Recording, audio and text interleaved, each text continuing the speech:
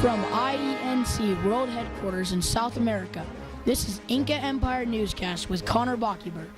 And now, Connor Bockyber. Good day. Welcome to Inca Empire Newscast. Today's date is 1440 and I'm Connor Bockyber. Today's top stories are agriculture, building and engineering, and last but not least, religion. I will be covering our first story, geography.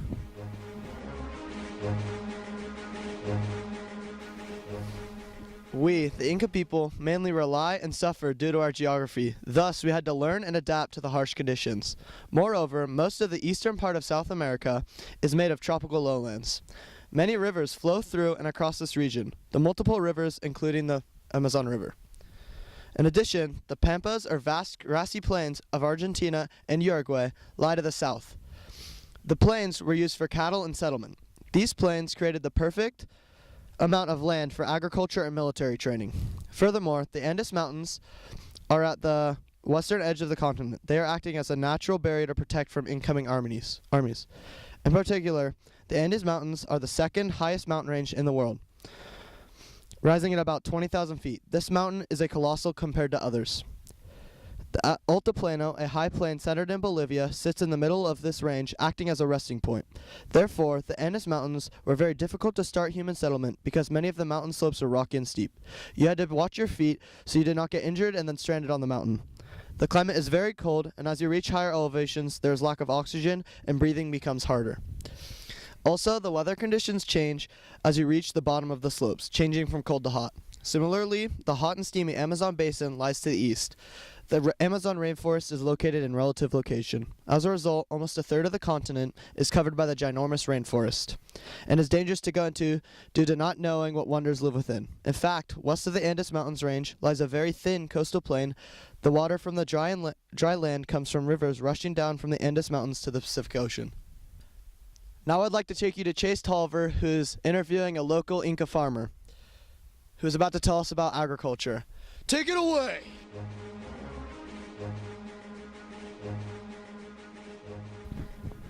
Thank you, Connor, for that great description of the geography of the Inca world. Today I'm here with the very talented farmer, Pacapa Kinacado, to talk to him about the agriculture and farming and how it was so successful in the Inca world.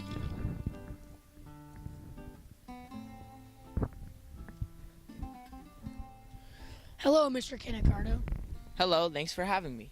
It's a pleasure, but let's get into the interview. First, most people are wondering how you grow crops and how you are so successful on these very steep, rocky mountains and tough terrain. Sorry, I'm a little sweaty. I just got done growing some corn. But to answer your question, we are so successful because we all grow our own food and we do this every day, so we know what we're doing. We usually plant down in the valleys along the rivers. We do this because it provides flat land and a water source. But when we don't have room by the rivers, we use a strategy where we use terraces to plant crops. I heard you say terraces. Can you please explain more about this strategy? Yes, the terraces are flat strips of land that dig into the mountain. This provides us with flat land to plant crops because the slopes are hard to plant and the plants tilt down the steep mountains and face away from the sun. This makes them die and we can run out of food. We also use irrigation canals that lead to the terraces to provide the crops with a source of water.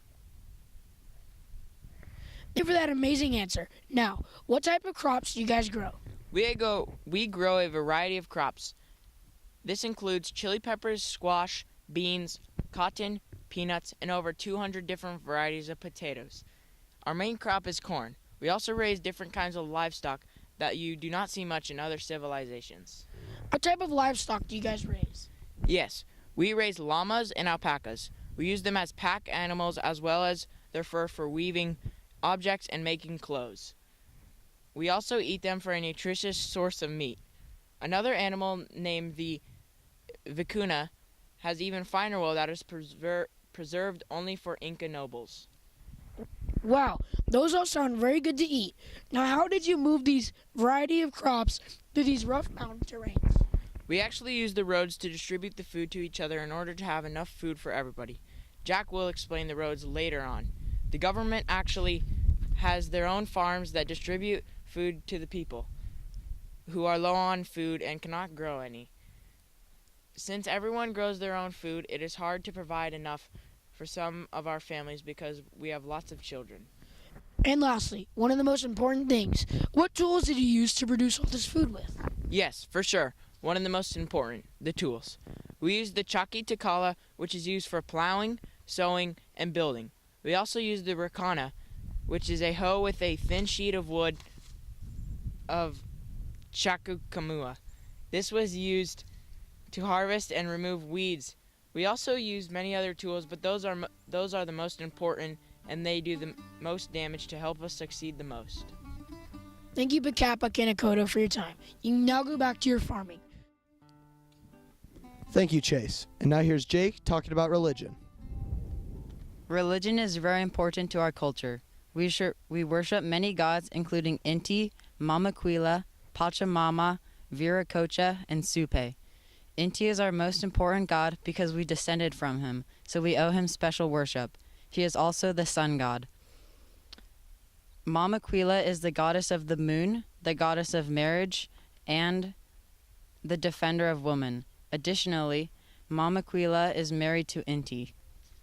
Pachamama is the goddess of earth. She is responsible for farming and harvest. Viracocha is the god that created the earth, the sky, other gods, and humans. Supe is the god of death, and he is the ruler of the underworld. The underworld is called Uka Pacha. There are also many nature spirits that can live in natural places, like rocks, waterfalls, and caves. Sapa Incas, also known as warrior kings, are living gods. They are considered living gods because they are descendants of Inti.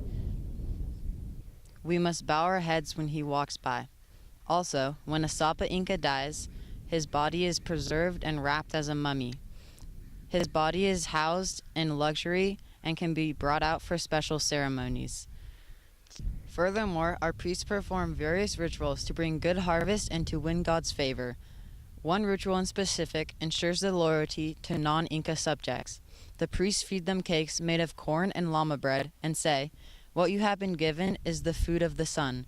If you ever were to speak evil of the sun or the Sapa Inca, this would be revealed and you would be punished for it." Wow, thank you for the information, Jake. Now to a commercial break. You don't want to look like this in the winter. You want to look like these people. Buy some alpaca galore today. They have thick fur which is used to keep you warm. Their thick fur can be used to make jackets and blankets. They can come in a variety of colors, including white, brown, black, and gray. In addition to their thick furs, they have meat that is very valuable for trade and is very tasty. Their meat can also be prepared in many different ways, so they can eat them in a different way each time. Why should you want alpaca galore? I'll tell you why. Because alpacas are amazing animals that can be used for their meat and wool. That's why you should buy alpaca galore. You could trade 20 potatoes for a jacket and 50 potatoes for a blanket. Also, meat is sold separately for 15 potatoes. By the way, this is a great deal. You can also buy 2 blankets or 2 jackets for a free half-pound of our delicious meat. You can find all these great products at your local trading post. If you don't know where they are, look on a map. You won't regret it. You can also call 949-226-3060. That's again, 949-226-3060. You can also visit the website alpacawool.com. Come on down to Alpaca Town if you want to get wrapped around.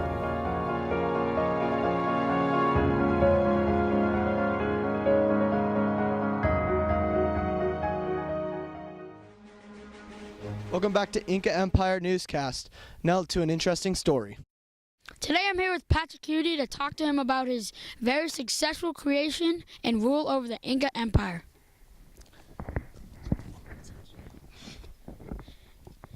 Hello, Pachacuti. We are here to talk about your rule in the Inca Empire. How did you take power and when? I rose to power in 1438 and was one of the greatest of the Sapa Incas. After using military force and diplomacy, I expanded the Inca Empire by conquering a ton of land. How did you conquer the other civilizations? Well, our civilization was all about doing things peacefully. Means it's not well to kill and destroy. I offered many people to join our empire, but when they refused, we had to attack and do something about it. That makes sense. How did you get people from other civilizations to join your civilization because they wouldn't just willingly surrender themselves? We told them that they were able to have peace and protection here. They were also allowed to keep their rulers and customs, but they had to pay taxes and respect Inca authority. What were to happen if they didn't surrender themselves? We told them we were going to war against them. If they hesitated, many of their people would be killed in battle, and if they weren't, they would be thrown into our dungeons. That would definitely make them want to surrender. Yes, it worked almost all of the time, and many groups surrendered without a fight. What else did you do to help the success of the Inca Empire? I also expanded the Inca Empire in the capital city, Cuzco. I created many of the beautiful temples and palaces that take place there. How far have you expanded the Inca Empire? The empire is currently from Peru to Quito, Ecuador, but all of this wasn't just me, it was also my army that had helped me. Unfortunately, that's all the time we had today, Pachacuti. Thank you for your time. Thank you for interviewing me.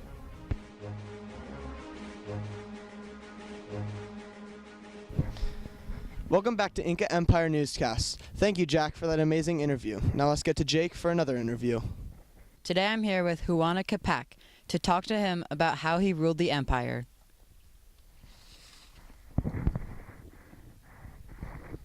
So, Huana Capac, how large was the Inca Empire when you were ruling? The Inca Empire stretched about 2,500 miles from north to south.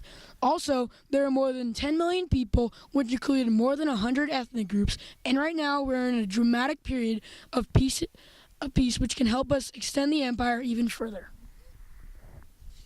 Why do you think that Pachacuti was so successful when he was ruling the empire? I think Pachacuti was so successful by ruling the empire because he created methods to keep peace in the society. Also, he had a very strong military that could never be stopped, which means they could conquer any places that they would choose. As a ruler, I'm trying to carry on his efforts to extend the empire even further and create more peace so we can have a thriving society. So, how did you maintain such a vast and large empire?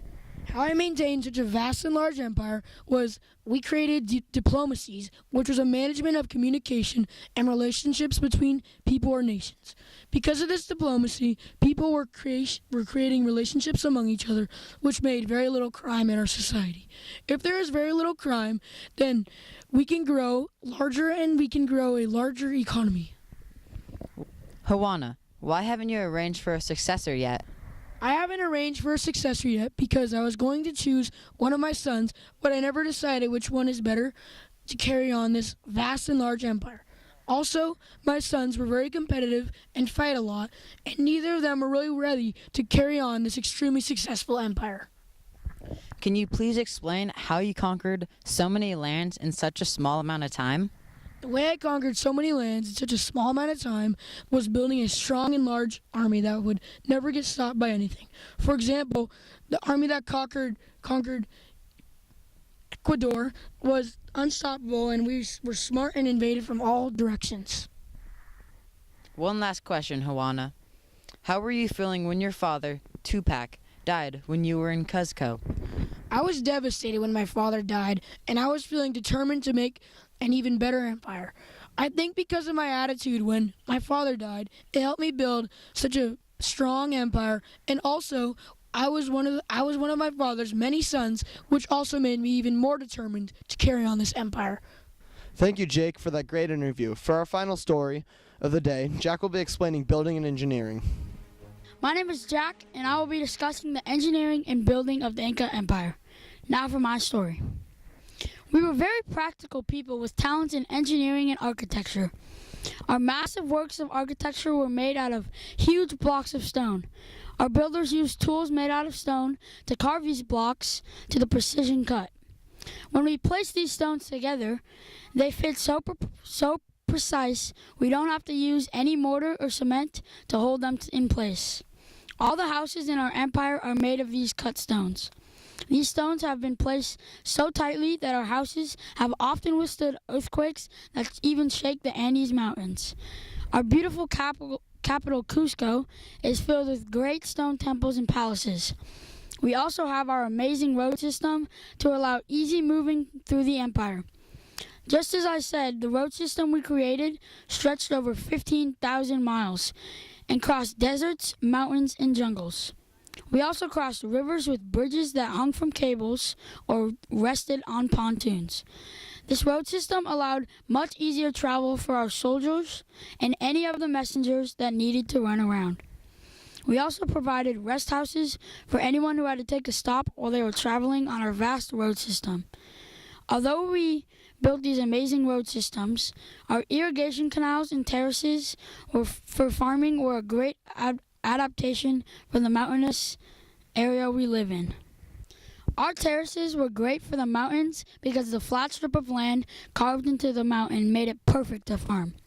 Also, our irrigation canals that brought water to these terraces were a great engineering accomplishment for us. Now I'd like to take you to Connor to conclude our newscast. Welcome back to Inca Empire Newscast. Today's top stories were agriculture, building and engineering, and religion. That's the last you'll be seeing of us, but enjoy some awesome bloopers. Thank you. Have a good night.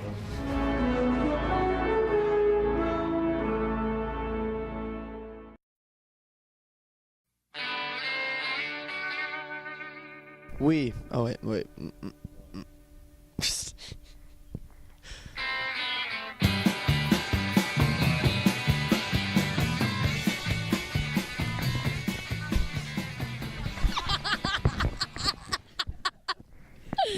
Oh my God.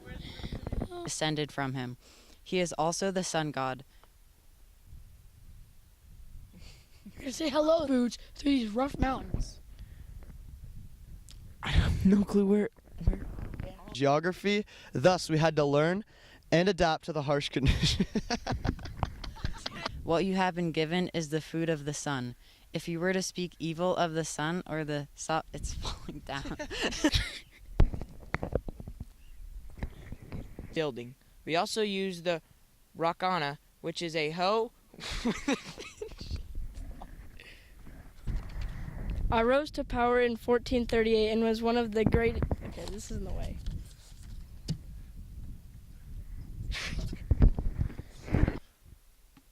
Thank you, Jack, but we can't get enough of you, so let's get right back to you, Jack. Today I'm here. Oh, I forgot to thank you. And right now, we're in a dramatic period of peace, which can help us. Paper's in the way. I can't read it when the paper's like. It flew away. Wife? She's taller than me. You can find all these great products at your. You could also call 949-466-7378. That's again, I forgot the number. All these great products at your local trade and barter stores. If You need. Right now, we're in peace. I need to say my.